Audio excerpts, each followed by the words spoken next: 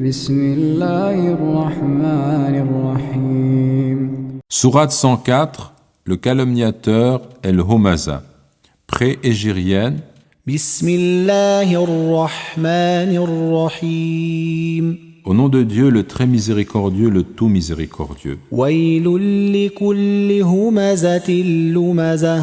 Malheur à tout calomniateur, diffamateur, الذي جمع مالا وعدده. qui amasse des biens et les compte, يحسب أن ماله أخلده. pensant que ces biens l'immortaliseront. كلا لينبذن في الحطمة. Que non, il sera, certes, jeté dans la broyeuse. وما أدراك ما الحطمة. Et qu'est-ce qui pourrait te faire connaître ce qu'est la broyeuse? نار الله الموقدة. Le feu de Dieu attisé, التي تطلع على الأفئدة. qui s'élève au-dessus des cœurs. إنها عليهم مؤصدة.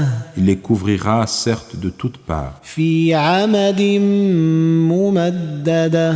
en colonnes étendues.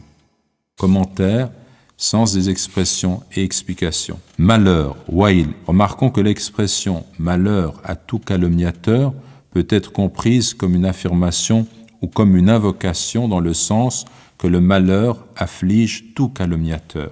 À tout calomniateur, diffamateur. Humaza et lumaza sont des synonymes qui renvoient pareillement à la notion de calomnie et de médisance. L'adjonction de ces deux termes renforce la mise en garde contenue dans cette sourate.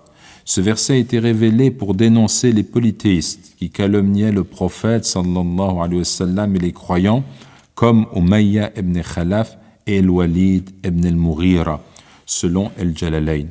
Indépendamment de ce contexte, il doit être compris dans son sens général.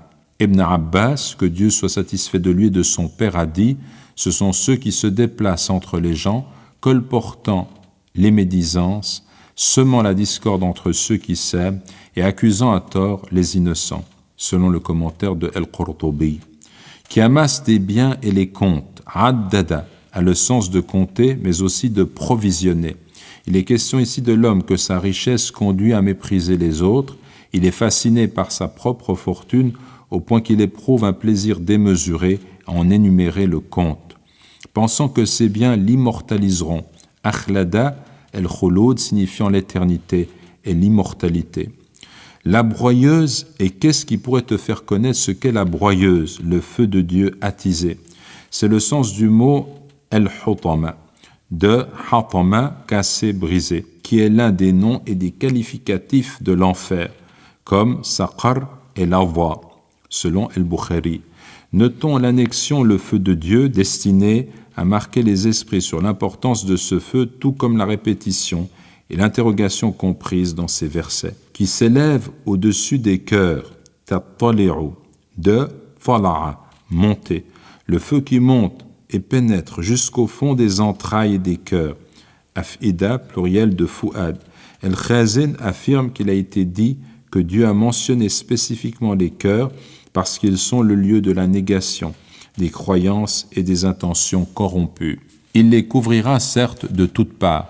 Textuellement, il est sur eux fermé, mu'sada, de wasada, être fermé, clos. En colonnes étendues, amad ou umud, pluriel de hamoud, colonne, description qui indique que les réprouvés resteront prisonniers de cet enfer.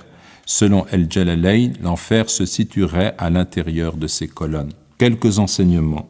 Premièrement, ces versets comprennent une mise en garde sévère contre le fait de se livrer à la médisance et à la diffamation. Deuxièmement, ces versets dénoncent l'amour excessif pour la richesse. L'imam Ali disait en ce sens: ceux dont le seul objectif est d'amasser les richesses sont morts alors qu'ils sont vivants, et les savants restent vivants par le savoir qu'ils lèguent jusqu'à la fin des temps. Troisièmement, la règle est que le châtiment est de même nature que le péché commis.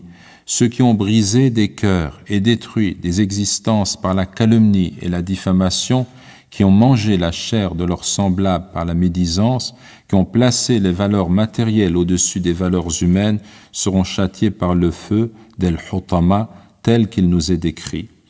Quatrièmement, la luxuriance du monde peut finir par rendre l'homme aveugle, au point qu'il oublie les évidences liées à la condition humaine. Al-Hassan al-Basri disait « Je n'ai vu aucune certitude dénuée de doute ressembler à un doute dénué de certitude autant que la mort. » Il voulait dire que les hommes n'ont aucun doute qu'ils mourront, et cependant, beaucoup agissent comme s'ils devaient vivre éternellement et comme s'ils n'étaient pas certains de mourir, selon le commentaire de El-Khazin.